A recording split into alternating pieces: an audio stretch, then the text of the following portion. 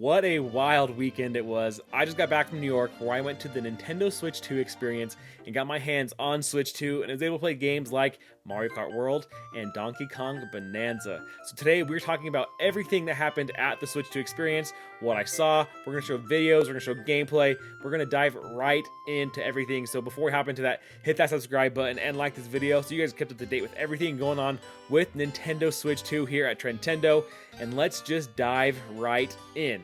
So I got some notes. We're going to throw a couple videos up here as well. As I said, I'm just going to show you and kind of talk about what Switch 2 experience was like in New York. Like I said, it was actually a lot of fun, and it was a lot longer than I thought it was going to be, honestly. We got about 2.5 hours of playtime, basically, and just hands-on experience with the Switch 2. So the first thing, we went into a room. You kind of walk in, you're kind of just sitting there waiting in line. They open the doors and say, welcome to the Switch 2 experience. First thing was that they had a room full of switches. So they just had a couple of switches in there. They had a kind of a blocked off. You're kind of in like this holding area. They had some clips from the Nintendo Direct going, showing the parental controls, showing the Mario Kart World trailer, the Donkey Kong Bonanza trailer, stuff like that. But they let us touch and hold a Switch 2. I will say, so my first initial impressions of actually holding the Switch 2 is that it feels like a bigger Switch. Like, I think that's what we all kind of thought it was going to be. It definitely feels like a Switch, but it definitely feels also more like a more premium Switch. The buttons, the Joy-Cons, like everything just feels a little bit nicer than the current Switch. Even the back bumpers are actually metallic. They're made of steel, they said. So even like that, it just feels a lot more premium, a lot more upgraded. I know that with the price tag and the current situation, we'll kind of get into that, not knowing what's going to happen. Could be more, but I think, honestly, I was less shocked at the initial price of $450 on the console itself. It was within, range of where I was thinking it was going to be. I thought it'd be closer to $400. They're kind of going a little bit higher than that. But honestly, not out of the range of, yes, it's annoying, but it wasn't anything crazy in my opinion. The $80 games was where I was a little bit more shocked, to be honest. But as far as holding the Switch itself, that actually made me feel a little bit better, honestly, about the price as well, because of how premium it felt. It was bigger, like the screen is significantly bigger. It's going to be a really good experience in handheld mode, and we'll talk about that as well, because we did get to play in handheld mode as well.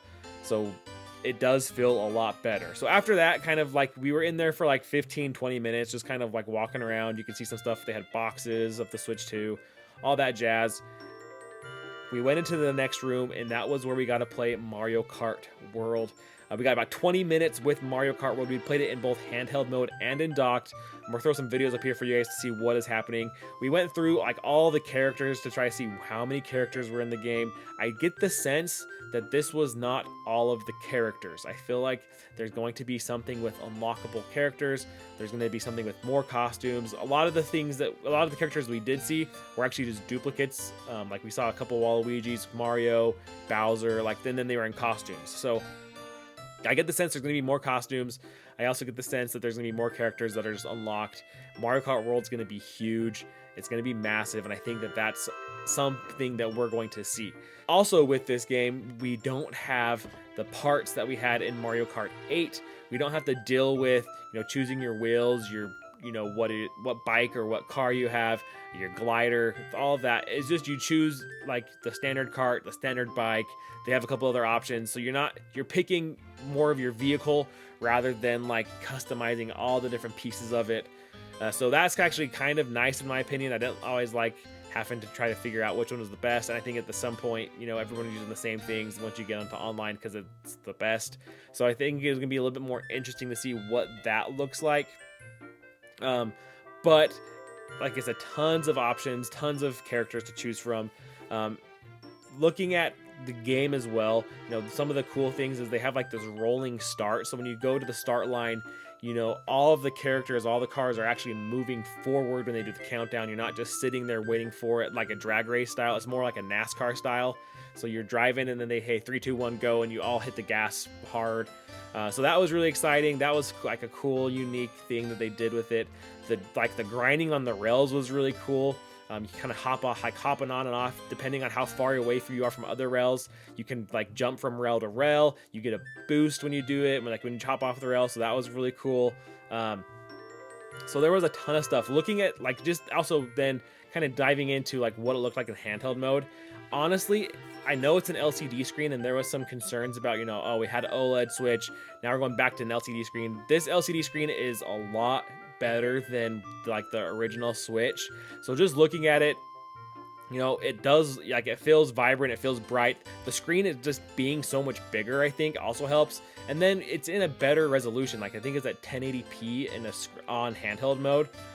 So it's a lot higher resolution. It's a big screen. It looks really nice. So I think that they're going to get away with the LCD screen and have it feel and look good. And then obviously I'm sure down the line we'll get sold a Switch 2 OLED.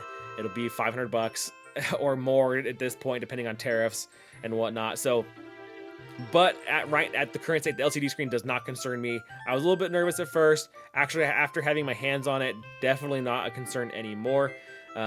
And then on the screen, it looks great. It upscales really nice. Everything looks really good on the docked mode. Honestly, we'll get into this a little bit more, some of the other games. Docked mode is going to be an awesome way to play Switch 2. I know Switch 1 was fun to play. I played a lot more in handheld mode on Switch 1 than I ever had. I mean, obviously, I think that was the whole point of a lot of the Switch. A lot of people liked Switch, was being able to play in handheld mode. I think that with Switch 2, there's going to be times when you're really going to want to dock it because it looks so dang good on TV. It'll still look really, really good on handheld mode, but just being on TV mode, I think, is going to be awesome. Continuing with the so that was all like 20 minutes of being in Mario Kart World. We got to just kind of mess around with it. Played, I was there with my wife, so we played against each other. We played handheld mode single player.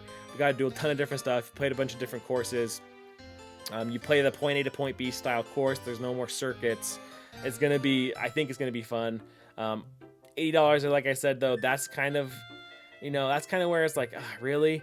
But at the end of the day, if that's what it cost, honestly, I'll probably end up paying it because it was such a fun experience. And if you're gonna Switch 2, you're gonna want Mario Kart World. It's the annoying thing.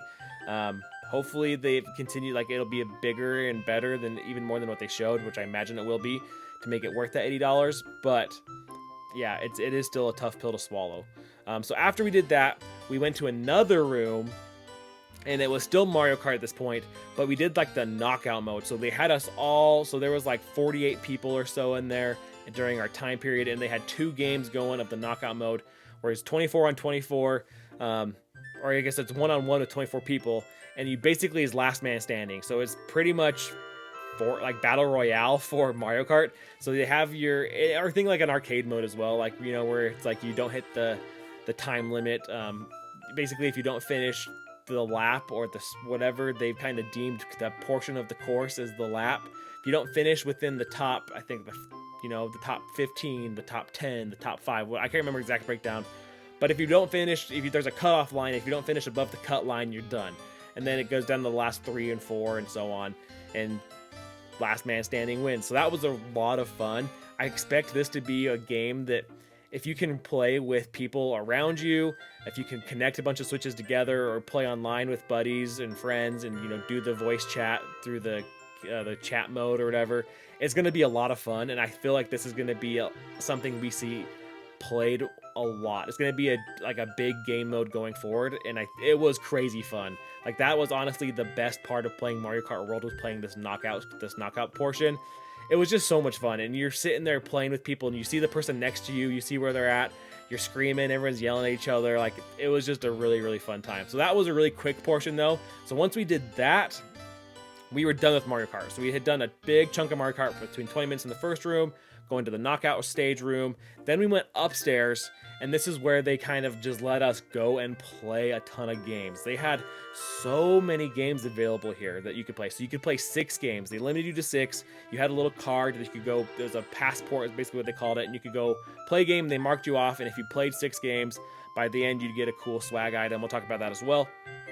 So they had games like Hades 3 was there, Cyberpunk 2077 was there. They had the GameCube games from NSO that you could play. They had, let's see, make sure I'm remembering everything. They had Split Fiction there. They had Metroid Prime 4. They had Mario Party, Jamboree, Switch 2 edition, plus Jamboree TV or whatever it's called. They had Civilization 7. They had Hogwarts Legacy. They had Dragon Drive. They had, I feel like I'm missing a couple of things. They had the Switch 2 welcome thing, like that little tech demo thing. So they had, and there's a couple others that I'm missing that I can't remember right now, but they had a ton of stuff there, and you can only play 6. So I was there with my wife, so we played 6, 7-ish games between the two of us. We played a couple of games. I mean, most of the games we played together. We played a couple of games separately. So I'm just gonna dive into the 6 that I played, and then I gotta watch, or I guess the 6 or 7 that we played together. So the first one that I played was Civ 7. I'm a huge Civilization fan. I've been playing Civ 7 on Steam Deck. I got it on Switch as well. We talked through it on the video. I mostly played on Steam Deck. So getting on to the Switch 2 version of Civ 7 was actually really cool. Played a little bit of it, not a ton. You can't really, I mean, you only had like 10-15 minutes a game really, so you couldn't really play through very much. So that one, the mouse mode was probably the biggest feature there. It makes Civ 7 so good on Switch. Like, that was the main reason I actually play on my Steam Deck, is I can hook my mouse up to it. I can, like, the mouse functionality of the Steam Deck for Civ 7, that's a game you definitely want a mouse for. Being able to do it with a Switch Joy-Con, it was really fun. It was just very fluid. The mouse mode actually works very well on the Switch. You have your trigger. So if you're holding the Switch sideways, the trigger is basically your right click. The bumper is your left click. So you're able to kind of control everything the same way. The joystick still worked. You can kind of go zoom in and zoom out with the joysticks. It was really cool, really intuitive.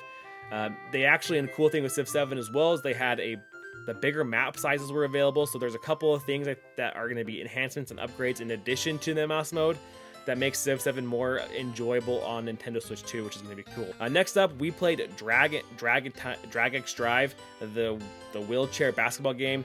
This definitely feels like this should be the Wii Sports for Nintendo Switch 2. I'm really disappointed that there's not a pack-in game between this and the Welcome to Switch, or whatever it's called. I didn't play that one. I watched a couple people play it. I really wish that this one would have been the pack-in game, honestly. It feels like this is them introducing you to mouse mode. This is the cool new gimmick for Switch 2. Let's introduce it. So it was really fun. You played 3-on-3 with some people just sitting next to you. Like, sliding the Joy-Cons on the table, it takes a second to kind of figure it out. Like, you have to actually be, like, very deliberate, pretty slow. But it was a fun time, and I feel like if this was a game that was packed in, you'd see a lot more people playing it. I don't know.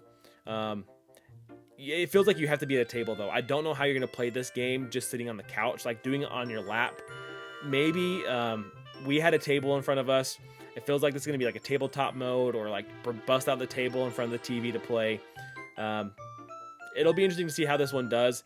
It is really fun, though. So it is fun. If you want to pick it up, I don't know how much this one's going to be. This one, honestly, should not be a $70 game. I would be surprised if it is. We'll have to kind of wait and see, but it is fun. I really wish it was a pack-in game, though. Next up, we played Hogwarts Legacy. If you've been following the channel for a little bit, you know I was a huge Hogwarts Legacy fan. Played that game to death on Steam Deck. Played it again to death once it came out on Nintendo Switch. The Switch 2 version left the Switch version left some things to be desired. You know, the fact that they got it running on Nintendo Switch, though, was like nothing short of a miracle. It was a great way to play it if that was all you had, but when you had it compared to like Steam Deck or Xbox or PlayStation, you know, it just wasn't the same experience, and they kind of knew that, I think, and that's why partly it took so long for Switch version to come out. But this game is going to be a day one patch, Switch 2 edition on launch day, and boy, let me tell you, Hogwarts Legacy is absolutely fixed on Nintendo Switch 2. This is going to be, honestly, one of the top games. If you haven't played Hogwarts Legacy yet, this is going to be one of the top games for Nintendo Switch 2 on day one if you haven't played it yet. It does upscale to 4K in docked mode, so that was really cool to kind of see that. So I actually got to talk to Chandler Wood as well, if you know who he is. He was one of the community directors for the game. So he did like a lot of the Twitch streams and a lot of the introductions about Hogwarts Legacy when it was coming out. So he was there, so I got to talk to him about it. They've really tweaked and fixed so much of Hogwarts Legacy for Switch 2 that it's it's basically an entire new game. It's like basically a new game for Nintendo Switch 2. They've got rid of, like I said, it's up to 4K. They got rid of all the stupid loading in. Like if you played it on the Switch, you had, when you went into Hogsmeade, you had to load into Hogsmeade. And then once you got into Hogsmeade, if you wanted to go into any of the shops, you had to load into any of the shops. Well, on the PlayStation and Xbox or Steam Deck version, you didn't have to do that. You could walk right into Hogsmeade, you could walk right into a shop, and then you could leave. It was all an open world. There was no loading in, loading out. Like there was maybe a little bit of a pause before you opened the door, but like you didn't lose a screen. You didn't have to go to a load-in page. It was all within the same world. So now on the Switch 2 version, they've totally removed that. There is still one caveat. There is one hard load. He told me that the only hard load is into the castle and out of the castle. So once you're in the castle, you have the entire Hogwarts castle to explore. No loading in, loading out. As soon as you leave the castle, you have the whole world to explore. You can go anywhere in the world as well. So they've really unlocked Nintendo Switch 2 and Hogwarts Legacy on Switch 2. They've also updated the broom speed, so like on the Switch version, you couldn't fly as fast. They had to really tweak stuff with that. The broom speed's now up and running back to normal. So like everything with Hogwarts Legacy has been totally fixed and is going to be a super fun game on Switch 2 if you haven't played it yet. And even if you have played it yet, or even if you have played it, definitely something to consider maybe upgrading if you enjoyed it, because the Switch 2 version is going to be so much better, and it looked crazy good. Keep going here. We played Mario Party Jamboree Switch 2 version. This one was a lot of fun. The mini games will be playable in docked mode, because like the ones we played were with the camera, and then we also played some of the mouse games. It feels like exciting. I think we talked about with the Drag X Drive. Some of the mouse games, I feel like you're going to want to be at a table. I don't know how that's going to really translate. The camera was cool, but again, it's like another $50, I think is what it was costing for the camera. Maybe more. Someone can correct me if I'm wrong. I don't have the number on the top of my head. But so it's like them trying to create some gimmicks with the new accessories that you can get. I think that I don't know what else is being added with, because it's like the Plus Jamboree TV. So I think there might be some more, some other things added to the game for like just a handheld mode experience, or if you just want a more traditional Mario Party experience where you're just playing with the controllers rather than having to do the gimmicky controls. But it'll be interesting to see. The gimmick controls were fun. The games were actually really fun. We played like an air hockey game, and then like a stacking game where you had to like stack the blocks to try to get the tallest tower. So they're really fun. But again, it kind of depends on how this mouse mode is going to work sitting at a couch versus sitting at a table, because we had a table that we were able to kind of move the mouse around on. But like I said, it is fun. It does feel a little bit gimmicky, and feels like they're kind of pushing some of the other accessories with some of the games, because if you want to have all of the games unlocked, you are going to have to buy the camera, it looks like. So take that with a grain of salt for as it were, but it was fun. Next up, we played Split Fiction. I don't have a ton to say about this one. It was fun. It looks good. I'd never played like It Takes Two or some of these other similar games. We played with my wife. It was fun. I don't know how much we would probably play this one, but if you're into those types of games, it looked cool. It was fun. It was a different experience for me because I never played it, and maybe we pick it up and we play it together down the road. I think being able to do game sharing, I think will be really cool with this one. So you don't both have to buy the game. Like you can just buy one and you can play on 2 Switches, or you could play it on 1 Switch. I can't remember exactly how it works. Looks cool though. And then last but definitely not least, we got to talk about Metroid Prime 4. Oh my gosh, this game looks freaking amazing. It was honestly one of the funnest little demos. We played like a 15-minute version. You had to go through like a portion of the game. I don't know if this was actually part of the game or if it was just like a demo of what the game would potentially look like. You had to fight some space pirates, and you got like a little boss battle at the end, which was really fun. Game looks absolutely amazing. Like, this is definitely going to be a day one pickup for me on whatever day it comes out. We don't know when the release date for this one is yet. It plays and feels a lot like Metroid Prime Remastered if you haven't played that one, or if you have. It feels like that, just the smoothness of it. They also do have a couple of new things. They have the mouse control. I wasn't a huge fan of the mouse control. I've been playing Metroid Prime Remastered the last couple weeks, honestly. So I liked the more Joy-Con, like traditional just joystick controls. The mouse control was kind of confusing for me. Some people standing there really liked it. I feel like I just have to get used to it. Again, the mouse control, I was going to be interested to see how this works just sitting there on a couch or on a dock. Like, I don't know how it's going to really work unless you're at a table. Will be interesting to see what people's thoughts are once we get more hands-on experience with it, not in less of a controlled environment than what Nintendo is giving us at this place. One thing though, that they had the gyro controls, which was actually really nice. It's like you could kind of move your Joy-Con around a little bit to get where you want it to go. That was a lot nicer than the mouse mode in my opinion, but at the end of the day, I mostly did end up playing just with the joysticks. Again, Metroid Prime 4, freaking awesome. It looks amazing. Can't wait to get this one. It's definitely going to be like one of the top games for Switch 2 once it actually releases. So after we did all that, that was all our games. We did we got all our passes marked off, whatever. We went then to the last area. Once you did that, you could go play Donkey Kong Bonanza. This game is probably the one I'm most hyped for. Out of all the games we played, Mario Kart World, crazy fun. I'm definitely excited for that one. That was number 2 or 3 for me. That and Metroid Prime were definitely up there. But Donkey Kong Bonanza, that game is going to be so much fun. It definitely feels like there's been some talk that maybe this is the Mario Odyssey team that had developed this. We don't know who's developed this yet, as far as I'm aware. If that's been discovered, feel free to put that down in the comments. But this game feels like Mario Odyssey, like for Donkey Kong.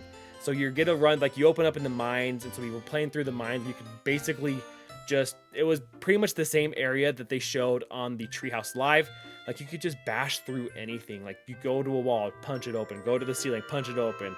Like you could literally just pull up rock from the ground and smack it around, throw stuff. You just basically are then going to find the golden bananas.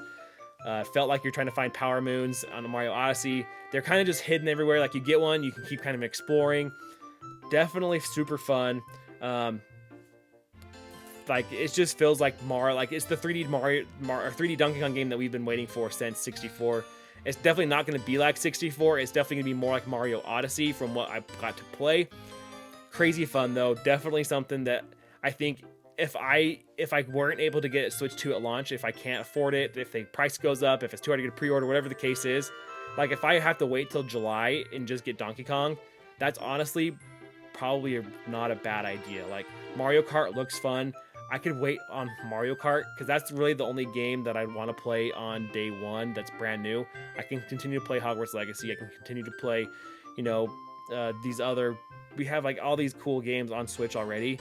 If I can't play anything till Donkey Kong Country or Donkey Kong Bonanza, sorry, that's fine. Like Donkey Kong Bonanza is going to be the game I feel like that sells, at least for me. I mean, Mario Kart's going to sell a ton of stuff, but Donkey Kong Bonanza was just so much fun, and just the new way that they've kind of brought Donkey Kong back to life. I actually really like. I've seen a lot of people not like his new design.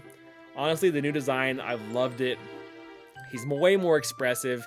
It feels more Nintendo-y, I guess. Like it feels more I love Rare games. Don't get me wrong. The Donkey Kong Rare is where I fell in love with Donkey Kong. He's been my favorite character since Super Smash Bros. On the 64.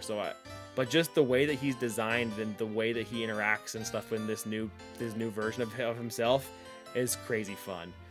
So definitely something that you're gonna want to pick up if you are. I think that this is going to be a must-have for Switch 2 owners in the first year. I think that we will get Mario at some point this year, but until then, Donkey Kong is going to be king, and it is so much fun. That was definitely the highlight of all the games we played. Donkey Kong was the best one in my opinion. So after that was kind of it. It had been 2.5-ish hours at that point. We walked out.